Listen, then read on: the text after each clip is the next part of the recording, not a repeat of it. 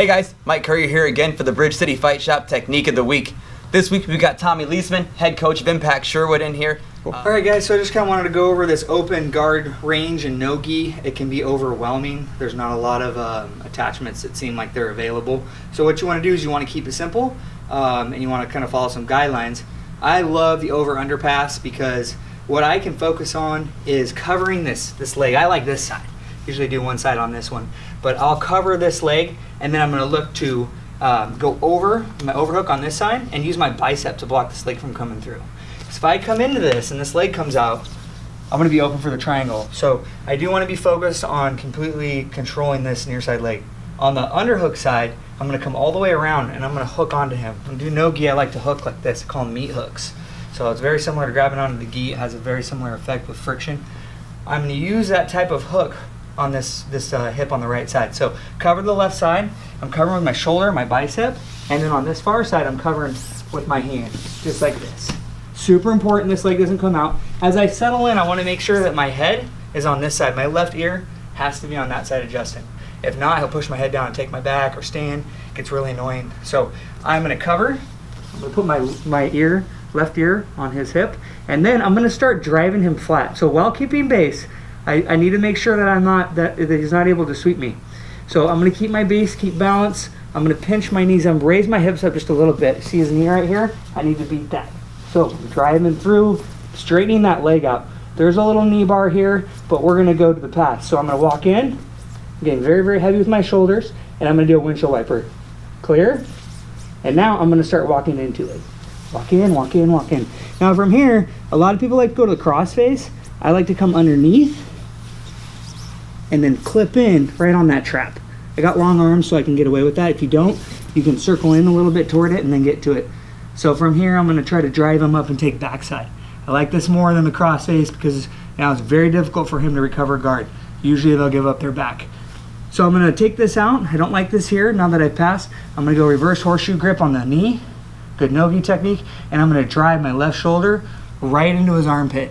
I'm using my hips, using my weight. I have no weight on my knees. All my weight's on Justin. I turn. I want a lot of torque coming into that armpit. A lot of times that will force that arm over. So now I've got backside. I've got a good opportunity to gift wrap. So I'm going to push, gift wrap. I'm going to look for the wrist ride. Kind of a modified wrist ride. I come underneath and grab onto my own wrist.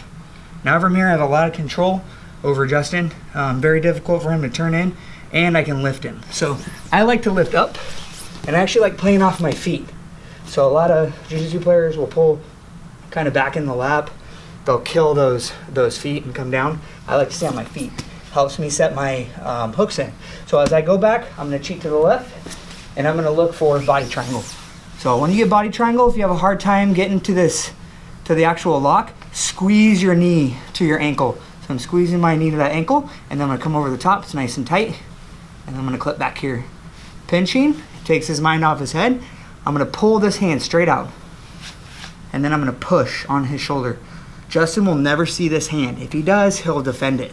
So I keep it back. As I push the shoulder, I'm going to hunt for that grip. There's the meat hook. Left hand comes, grab that meat hook right there.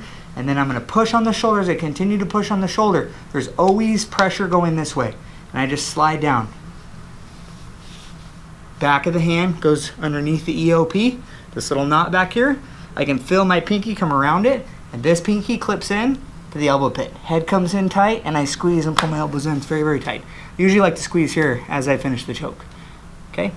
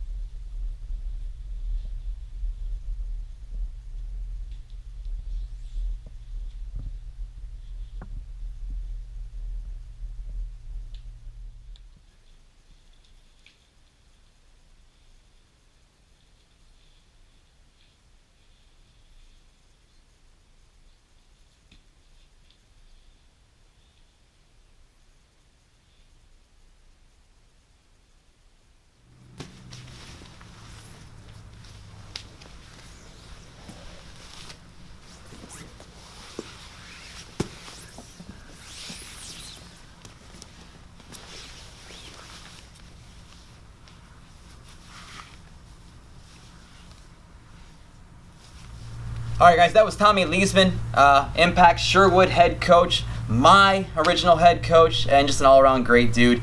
He's got so much great guard passing. MMA background plays a huge part of that.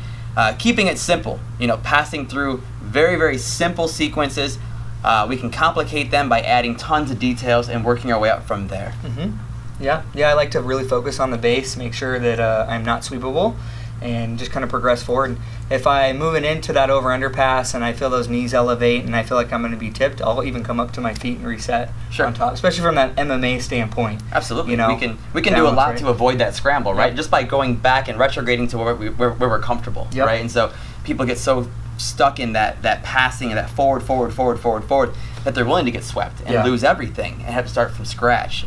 We can often just bail on one thing, take a step back, get to where we're neutral or where we feel comfortable, and then advance from there. Exactly. So. Yep. Always hunting the back. I like backside, head mount, anything that's far away from the guard in jiu-jitsu is a good spot to be, especially if you have that control. You can get to the neck, you can get to the arms, the shoulders, all that good stuff. So keep it simple, keep it high percentage. Yep. Right? Yeah. So cool, guys. We're here every week for the Bridge City Fight Shop Technique of the Week. Thank you, Tommy, for coming in. Tommy is a huge supporter of our shop. Bridge City's been a huge supporter of Impact Sherwood. We're just happy to be part of this big family. Yeah. I want to thank Bridge City Fight Shop for the opportunity and for being here, for the hard work and dedication, and for coming into Tualatin and putting a fight shop here. I think the first time I went to a fight shop was in California at OTM, and it's pretty surreal to have your own fight shop in town. Huge advantage coming in, trying the gi on before you buy it. Way better than buying online, and getting the expert opinion of Sean and the guys that work here. Absolutely. Cool, guys. We'll see you next week.